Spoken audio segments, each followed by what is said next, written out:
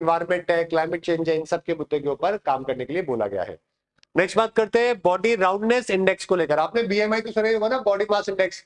Body mass index में क्या होता है, आपकी हाइट और आपका वेट दोनों का एक टेबल होता है इस तरीके से, एक तरफ हाइट है एक तरफ वेट है, तो इस तरीके से मैच कर लो आप बीच में। अगर आपका 24 से लेकर क्या बोल, ठीक है, अगर आपका 14 कितना है बीएमआई के अंदर जो आता है, हाँ 18 से लेकर 24 के बीच में अगर आपका आता है तो आप एक तरीके से फिट माने जाते हो। आपका वेट और आपका हाइट जो है वो मैनेज्ड है। लेकिन प्रॉब्लम क्या है कि अभी बॉडी बीएमआई से लोग हटके बीआरआई, बॉडी राउंडनेस इंडेक्स के ऊपर काम करने के लिए बोला जा रहा है। राउंडनेस इंडेक्स में क्या होता है कि आपकी बॉडी का आपकी जो ये आपका जो कमर है, इसके अंदर कितना बेली फैट है और उसके अंदर आपका कितना ज्यादा राउंड हो आप, और आपकी बॉडी बाकी वेट बॉडी में कैसा डिस्ट्रीब्यूटेड है, उसके ऊपर ये राउंडनेस इंडेक्स है जो कि बनाया जा रहा है। तो काफी टाइम से बीएमआई को क्रिटिसाइज किया जा रहा था कि ये कोई हेल्थी और रिप्लेसमेंट पैरामीटर नहीं, हेल्थी पैरामीटर नहीं है चेक करने का, तो इसको रिप्लेस कर लेना चाहिए। तो राउंडनेस इंडेक्स के ऊपर काफी बात हुई। डायना थॉमस करके उन्होंने बीआरआई 2013 के अंदर इंट्रोड्यूस किया था, और इसके अंदर जो है वो आपके हाइट और वेस्ट का जो सर्कमफ्रेंस है वो देखा जाता है। तो इसमें स्कोर होता है 1 से लेकर 15 के बीच में, समझ गए। तो बहुत ज्यादा स्कोर अगर आपका है या फिर बहुत ज्यादा पुअर है स्कोर, दोनों ही इसके अंदर सही नहीं माने जाते हैं। बहुत ज्यादा पतली कमर है वो भी गलत है, बहुत ज्यादा बेली फैट बहुत ज्यादा है वो भी गलत है। तो मॉडरेट लेवल पे होना चाहिए, आपके बीमार होने के चांसेस दोनों कंडीशन में ज्यादा होते हैं। बीएमआई जो है ये 200 साल पुराना कॉन्सेप्ट है, समझ गए, बहुत पुराना कॉन्सेप्ट है। मतलब एक कॉटलेट का है, उनके द्वारा इसको इंट्रोड्यूस किया गया था। 18 से 24 के बीच में नॉर्मल माना जाता है, 25 से 29 के बीच में ओवरवेट, 30 से अबव को ओबेस की कैटेगरी के अंदर है, जो कि हम लोग कंसिडर करते हैं।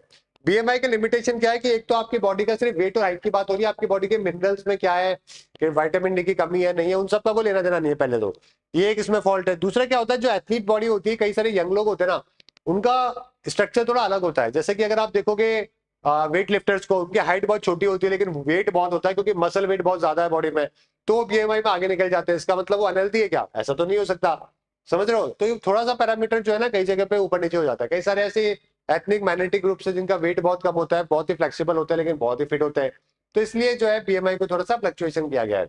आगे बात करते हैं Barack Bhurban wild life sanctuary, ये आसाम के अंदर है ना। एनजीटी ने अभी ऑर्डर दिया है कि एक इसके ऊपर रोड बनाई जा रही थी सेंचुरी के अंदर, उसको बैन लगा दिया गया है।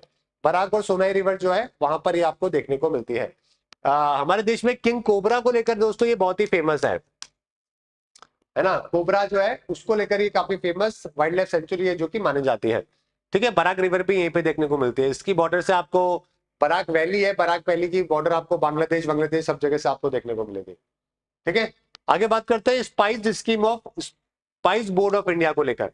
ओके, चलिए स्पाइस बोर्ड ऑफ इंडिया, तो ये स्कीम आप देख सकते हो, स्पाइस नाम ही स्पाइस्ड है, तो यानी कि स्पाइस बोर्ड की है। इसके अंदर कार्डमम जो इलायची है ना, उसके प्रोटेक्शन को लेकर हम लोग काम करने की कोशिश कर रहे हैं कि कैसे 2025-26 तक इलायची, जो छोटी बड़ी दो तरीके की इलायची आती है, उसके प्रोटेक्शन को बढ़ा सकते हैं, उसके एरिया को बढ़ा सकते हैं, उसके वेट को, उसके बाकी सब चीजों को इंक्रीज कर सकते हैं। वो हम लोग वर्ल्ड के लार्जेस्ट स्पाइस आज भी एक्सपोर्टर है, कंज्यूमर भी है और इम्पोर्टर भी है, समझ गए। तो काफी प्रोडक्टिविटी को लेकर हम लोग काफी काम करते हैं, तो कार्डमम को लेकर, है ना। ठीक है, तो ये बात आपको ध्यान रखनी है। तो उसको हम लोग कैसे और आगे बढ़ा सकते हैं उसके ऊपर ये नई स्कीम है जो कि लॉन्च करी गई है। जो छोटी वाली है वो आपको साउथ इंडिया में प्रोडक्शन मिलेगा आपको, जो बड़ी वाली है ना उसका मिलेगा नॉर्थ ईस्ट के अंदर प्रोडक्शन, समझ। ठीक है, स्पाइस बोर्ड ऑफ इंडिया बनाया गया था हमने 1987 में, 2-3 बोर्ड को मिला के हमने बनाया था। हमारे यहाँ पे प्रमोशन एंड एक्सपोर्ट जो है वाइड रेंज ऑफ स्पाइसेस का, वो यही देखता है। ओके, चलिए आगे बात करते हैं 14 डे टाइमलाइन अंडर यूएपीए। तो अभी सुप्रीम कोर्ट बहुत स्ट्रिक्ट हो चुका है यूएपीए के अंदर, आपको मालूम है कई सारे लोगों को अंदर डाल दिया जाता है, बेचारे 1-1, 2-2 महीने तक जो है शक्ल भी दिखा पाते बाहर। क्या केस है क्या नहीं है कुछ जानकारी नहीं है, पुलिस वालों ने अंदर सेट कर दिया यूएपीए लगा के। बहुत सारे केसेस में देखने को मिला है ना। वो जेएनयू के बच्चे जो 2-3 थे वो तो आज तक बाहर नहीं आ पाए यूएपीए के अंदर में।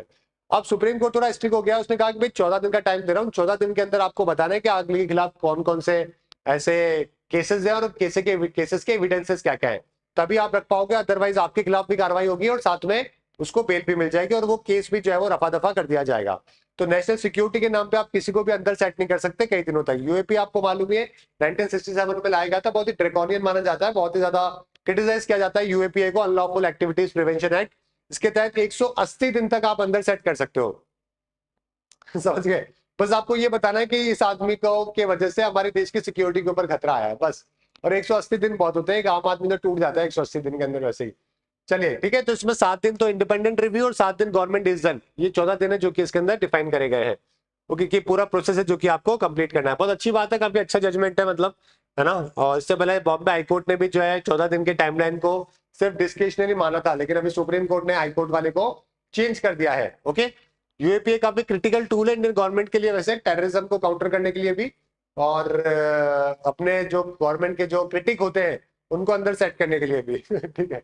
बाकी बनाया तो सिर्फ टेररिज्म के लिए था इसको, वैसे एक्चुअली के अंदर एनआईए इन्वेस्टिगेट करता है।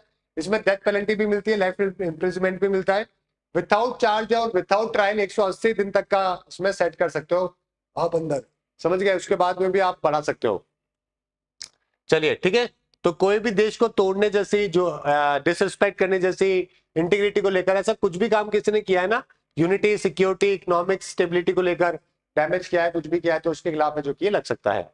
आगे बात करते हैं अंत्योदय दिवस। अंत्योदय दिवस की बात करें तो ये हमारे पंडित दीनदयाल जी हुआ करते थे, उनके बर्थडे के ऊपर अंत्योदय दिवस है जो कि मनाया जाता है। तो कल 25 तारीख थी, तो 25 सितंबर को हर साल इसको मनाते हैं।